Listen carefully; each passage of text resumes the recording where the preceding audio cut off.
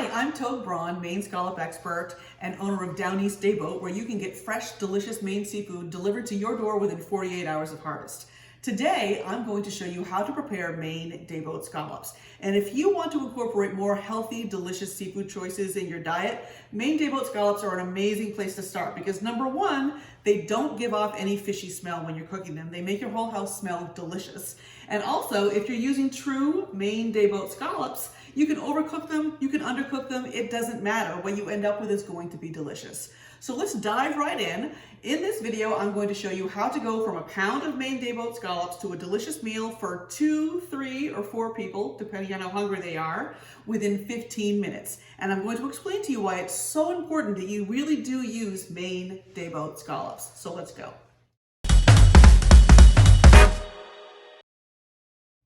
So here's what you need.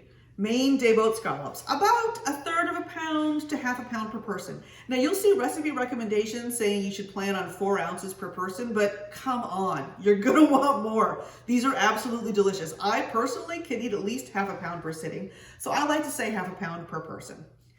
You're gonna need something to fry them with, so butter, oil, or ghee. I like ghee because you get the flavor of butter with a higher smoke point, which means you don't have to worry about setting off smoke detectors. It's also lactose-free, which I personally have to be. Sea salt or kosher salt. I like to use Maine sea salt, sometimes flavored, sometimes plain. Today, we'll use lemon pepper sea salt from Maine Sea Salt Company. A frying pan and tongs, of course. Something to make a snazzy pan sauce.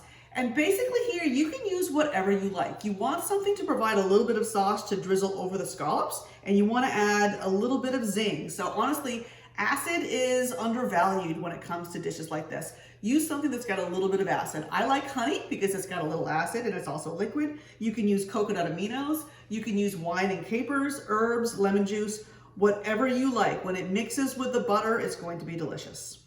So let's talk about the pans you're going to use to sear these delicious scallops. You can use whatever pan you want, but it's going to be a lot easier for you if you use a heavy bottomed skillet.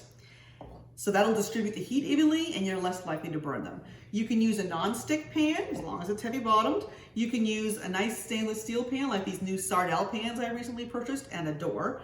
Or you can use good old-fashioned cast iron. You don't have to spend a lot of money to make these delicious scallops.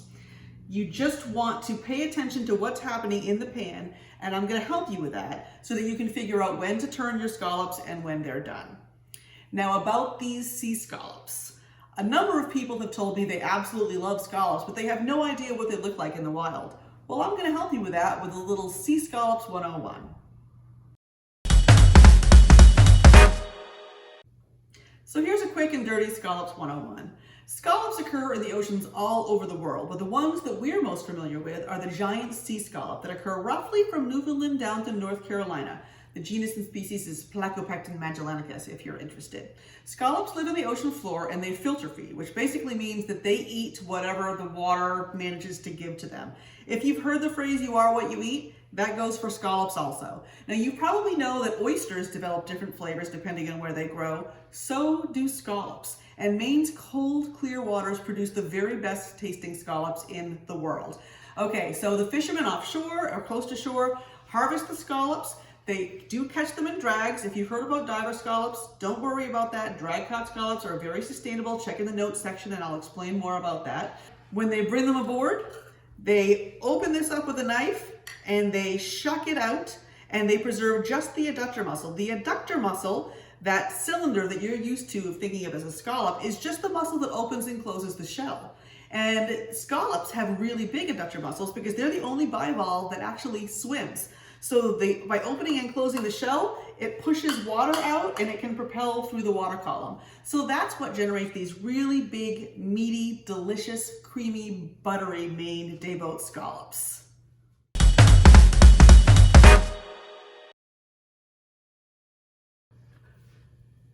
So it's important to get a really hot pan. So this pan has actually been preheating on this burner for about 2 minutes. You might need to preheat for more than that. You might need less. You just want to be able to put your hand on there and really feel the heat. So I'm taking some ghee. I'm putting it on there. I can tell just by looking at how that's melting that this pan is hot enough. Now what I like to do is I put my ghee in and then I just sort of spread it around with a paper towel because you don't want to have a lot of liquid in there because then everything's gonna splatter. Then you're gonna just put those scallops right in there. You do not want to crowd these. So don't put them any closer than what I'm putting them in right now. So while these are cooking, I'm gonna give you a little information on why it's so important to use Maine Dayboat scallops. 95% of USC scallops come from large boats that are at sea for a week or more at a time. They store their scallops in cloth bags buried in ice, and as the ice melts, the scallops absorb it like little sponges. So at the end of the trip, they're offloading sometimes 20,000 pounds of waterlogged scallops that some of them are a week or more old. They put them into a distribution system that goes through many more steps before they get to you. In Maine, we do things very differently. Our guys can only get either 90 pounds or 135 pounds or 200 pounds, depending on where they're fishing. So they go out and they come right back in within hours. They're called dayboats because they leave the dock and come back to the dock on the same day. Their scallops never touch freshwater ice. And that's why you can get a really good sear on them. Sometimes people ask me, how come I can never get the type of sear that I see at a restaurant? And part of the reason is, if you're buying scallops from traditional sources, they've probably come from those trip boats. So even if they haven't been soaked in strange chemical solutions, they're still not technically dry because they've absorbed fresh water. With Downeast Dayboat scallops and other really genuine Maine Dayboat scallops, you are dealing with 100% pure scallop flavor. Now these scallops have been in there a little over a minute. I'm still not going to touch them because I'm looking at them, and this is, you'll get to learn this. If you overcook them, don't worry. If you undercook them, don't worry. But I'm looking at the bottom here, and you can see the little bit of brown around the edges on some of these. Now I'm going to lift one up. This is the first one that I put in here. I'm going to lift that up. Now actually it's not quite ready because it's a little bit too hard to tug. And sometimes when they're like that, you're going to want to use your tongs to just scrape them up a little bit. I probably should have put more butter in there, but you can see that's a decent sear, but I probably should have let it stay on there just a little bit longer. I was a little impatient to show you how good it can be. See how easily that flipped? That's because I didn't rush it.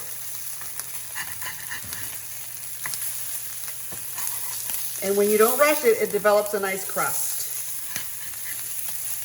It's always better to overcook the first side and just make up for it with the second side. You see how much nicer these scallops are that I let get to where they should be? Same pan, but these three I screwed with a little bit. I should have let them be. And now, how long you keep them on this side is totally up to you. Some people want them cooked all the way through. So you're gonna want to leave them on there for another 2 minutes probably. I, at this point, would probably give them 30 more seconds. So these have been on there for another 30 seconds or so. So see, I'm making up for overcooking the first side by a little bit of an undercook on the other side. So that's actually that. We have a nice hot pan. I am going to put on a little bit more ghee. And then I'm going to grab some honey.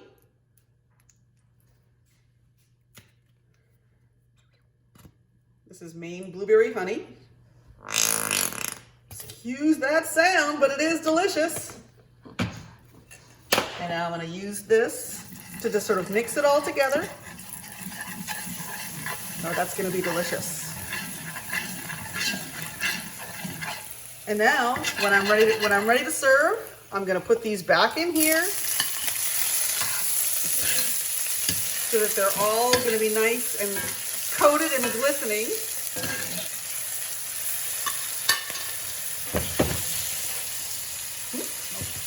It smells so good. This really smells good. I can't wait to get these. So let that sauce reduce just a little bit. Okay, now we're going to plate these. Okay, so I just put together some salad greens and I'm putting a little bit of olive oil on them. You can use dressing if you want. I'm gonna do a little bit of lemon pepper sea salt, just because I really like this lemon pepper sea salt. And now we're gonna plate our delicious scallops.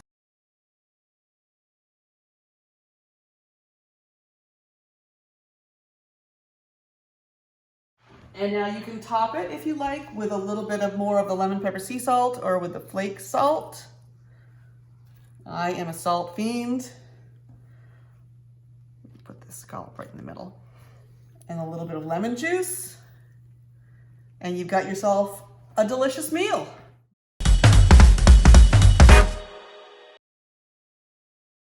Okay, after doing this for a number of years and working with a lot of home cooks and professional chefs, I've come up with and benefited from a number of really delicious recipes. And you can find them on my website, downeastdayboat.com.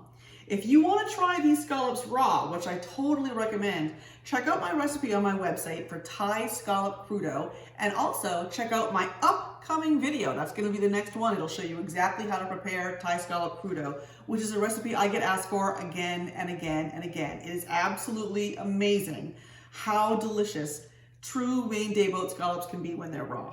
So, okay, that video is coming up. But in the meantime, you can check out my recipes on my website and be sure to experiment with your own recipes by ordering Downeast Dayboat scallops at www.downeastdayboat.com. I, Togue Brawn, am on a mission to show the world what sea scallops are supposed to taste like. They're supposed to taste like this. And I look forward to showing you exactly how amazing that is. Thanks so much, guys. Till next time.